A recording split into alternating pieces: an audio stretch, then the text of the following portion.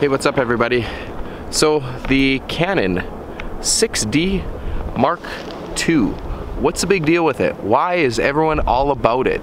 And that 16-35 lens with a 2.8 aperture, it's all the rage and what every video blogger is doing, all because, well, Casey Neistat. But I want to talk about that, and we got to get inside. It's cold. Let's see how this works.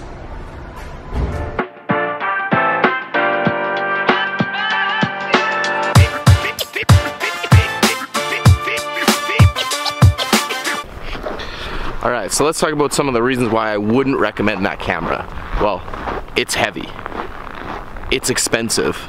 The glass for it is ridiculously expensive.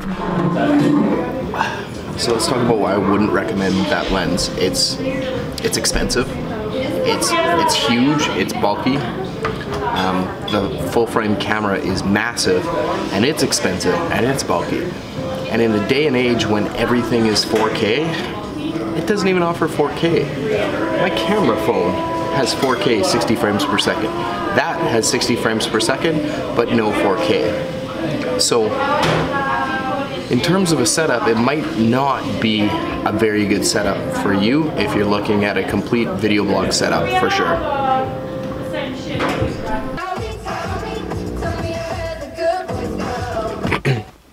Alright, so if you didn't know, we were just in the Beamer's coffee place here in Canmore, and if you're driving through Canmore out to the mountains, or if you're in Canmore, definitely recommend you check them out. Big shout out to them. Frickin' amazing coffee. Big fan. So, yeah, let's recap. 6D. It's heavy. It's incredibly expensive. It's, well, a full frame camera, but it doesn't shoot 4K.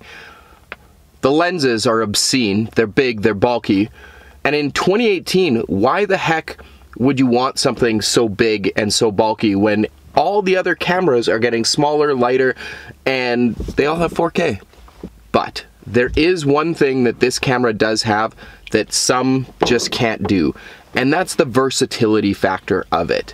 Let's actually get a little bit of a B-roll from the shoot I did with Athletic Evolution here in Canmore, and you'll see why. It's super versatile, and it's the only camera I actually need when I go out to do anything photo and video wise.